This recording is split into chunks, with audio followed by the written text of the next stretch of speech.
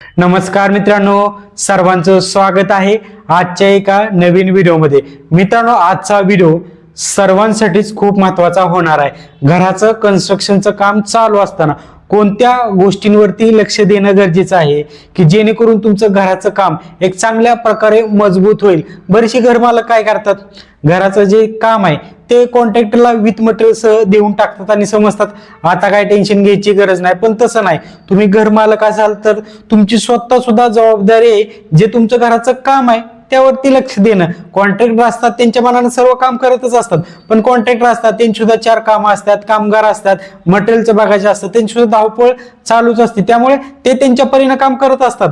पण तुम्ही जर घरमालक असाल तर तुम्हाला सुद्धा ते तुमचं घराचं काम चालू आहे त्यावरती तुम्हाला लक्ष देणं गरजेचं आहे। आता काही जॉबला वगैरे असतात, पण जॉबला असताना सुद्धा तुम्हाला या गोष्टींकडे लक्ष देणं गरजेचं आहे जर तुम्ही घरमालक असाल। कारण आपण घराचं जे काम करण्यासाठी कित्येक पैसे घालवतो, 20 लाख, 25 लाख, 30 लाख रुपये घालवतो आणि एवढं पैसे जमवण्यासाठी आपण अख्खा आयुष्य घालवतो। किंवा बरेचसे घरमालक असतात किंवा ज्यांना घराचं काम करायचे ते लोन काढतात 10 लाखाचं, 20 लाखाचं, नंतर 10 वर्ष 15 वर्ष फेडत बसत असतात। पण मित्रांनो, घराचं काम एकदाच होतं, त्यामुळे तुम्हाला तेवढ्या पिरियडमध्ये तुम्हाला काय आयुष्यभर त्या घराचं काम आहे तिथे लक्ष देण्याची गरज नाही। 6 महिने, वर्षाचा जो कालावधी आहे तेवढ्याच कालावधीमध्ये तुमच्या वेळेनुसार लक्ष द्यायचं आहे। जर तुम्ही घरमालक असाल, व्यवस्थित लक्ष दिलं तर चांगल्या प्रकारचं क्वालिटी काम होणार आहे आणि काम सुद्धा जास्त काळ टिकणार आहे, तुमचं जे कन्स्ट्रक्शन टिकणार आहे आणि तुम्हाला मेंटेनन्स सुद्धा लगेच येणार नाही। तुम्ही घरमालक असाल तर तुमची जबाबदारी पहिली आहे। तुम्ही जरी विथ मटेरियल सह कॉन्ट्रॅक्टरला काम दिलं असेल तरी सुद्धा तुमची जबाबदारी आहे। तुम्ही जर घरमालक असाल तर कॉन्ट्रॅक्टर करतच असतात, पण तुमची सुद्धा थोडीफार जबाबदारी आहे। समजलं? आजच्या व्हिडिओमध्ये असे कोणते मुद्दे, 10 मुद्दे तुम्हाला या व्हिडिओच्या माध्यमातून सांगितले जाणार आहे। जर तुम्ही व्यवस्थित लक्ष दिलं तर तुमच्या घराचं जे कन्स्ट्रक्शनचं काम आहे एक चांगल्या प्रकारे पूर्ण होणार आहे। चला तर मग वेळ न घालवता सर्व माहिती जाणून घेऊया। पण त्याआधी चॅनलवरती नवीन असाल तर सर्वात आधी आपल्या चॅनलला सबस्क्राईब करायला अजिबात विसरू नका। आपल्या या चॅनलवरती कन्स्ट्रक्शन विषय असेल, वास्तुशास्त्र विषय असेल, सर्व माहिती सांगितली जाते तेही मराठीमध्ये, त्यामुळे सबस्क्राईब करायला विसरूच नका। मित्रांनो, पहिला जो मुद्दा आहे तो पाणी मारणे। पाणी मारणे सर्वात कन्स्ट्रक्शन मध्ये महत्वाचा मुद्दा आहे। आता बरेचसे लोक पाणी मारतात, पण पाणी मारताना त्यांच्याकडनं काही चुका होतात। आता चुका काय होतात, समजा आरसीसी काम असेल, पाणी मारताना कॉलम असेल, भीम असेल किंवा स्लॅबवरती तर पाणी मारायला सोपं जातं, पण भीम असेल, कॉलम असेल, यांना पाणी मारताना काय करतात, जे पाईप असतात, प्रेशरचे मोटर लावलेले असतात ते डायरेक्टली कॉलमवरती धरतात किंवा भीमवरती धरतात आणि झालं पाणी मारून असं समजतात। असं कधी करू नका। जे आरसीसीचा जो भाग आहे ते पाणी मारताना तुम्हाला काय करायचे, जे बारदान असतात ज्यामध्ये पाणी थांबतं ते त्याला गुंडळायचं आहे, किंवा जे भीमवरती तुम्ही जे बारदान असतात जेणेकरून त्यामध्ये पाणी थांबल असे जे बारदान टाका त्यावरती किंवा कॉलमला गुंडळा आणि पाणी मारणार, जेणेकरून तो कॉलम आहे तो गार राहील। हे बघा, पायपीनं पाणी मारल्यानंतर कॉलमवरती काय पाणी थांबत नाही, भीमवरती पाणी थांबत नाही, ते लगेच निघून जातं आणि आपल्याला काय वाटतं पाणी मारलं ठीक झालं, पण यानं मजबूती वाढत नाही। आणि कॉलम भीम या गोष्टींवरती खास लक्ष देणं गरजेचं आहे, कारण कॉलम आपल्या कन्स्ट्रक्शनच्या कामासाठी महत्वाचा जे काम करत असतो, सर्व जो लोड असतो तो सर्व कॉलमवरती फुटिंगवरती येत असतो, त्यामुळे पाणी भेटलंच पाहिजे।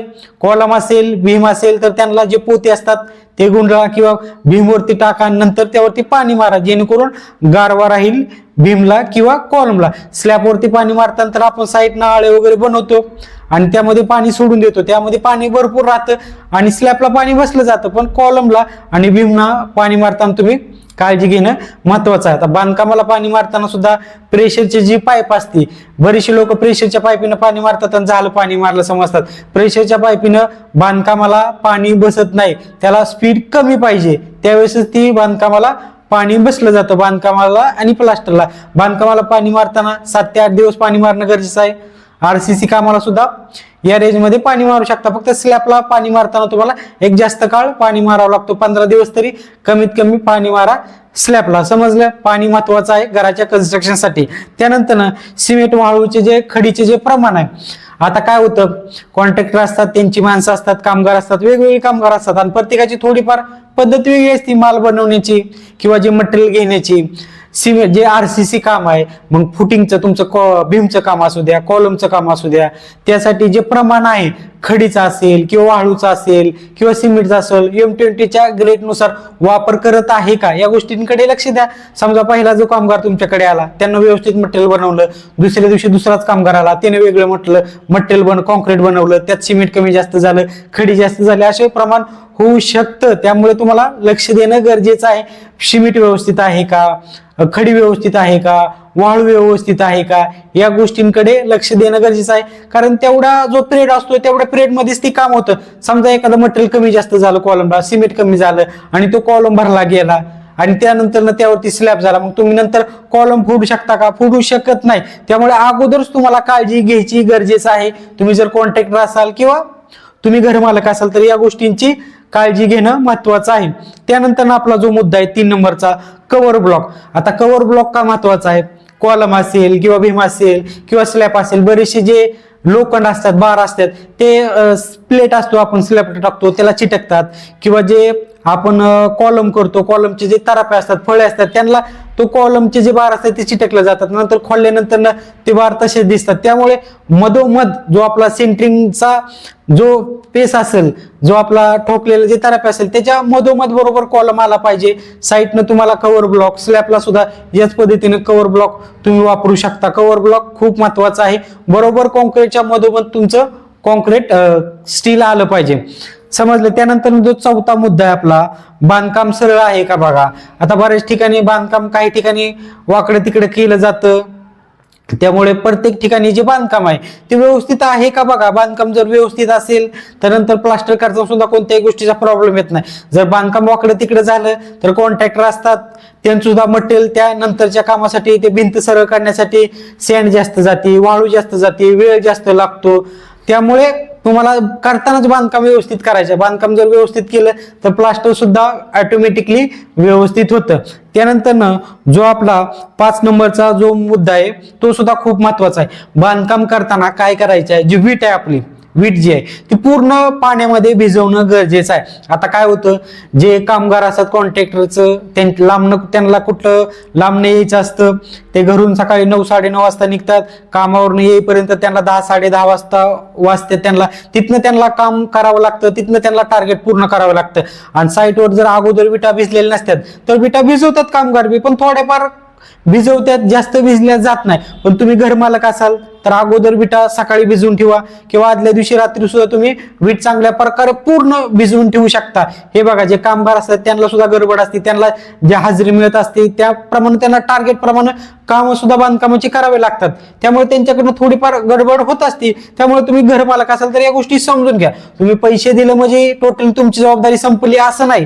तुम्ही घरमालक असाल तर तुमची स्वतः थोडीफार जबाबदारी, या गोष्टींकडे लक्ष द्या. तुम्ही जर लक्ष दिलं तर तुमचं सुद्धा घर चांगल्या प्रकारे क्वालिटी होणार आहे.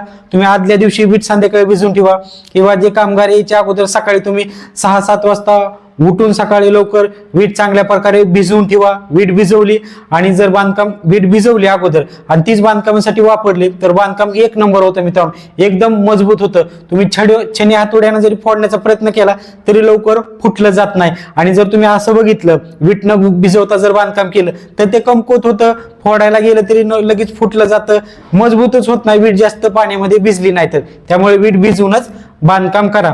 त्यानंतर आपला जो 6 नंबरचा जो मुद्दा आहे, स्लॅब भरताना व्हायब्रेटरचा वापर करा.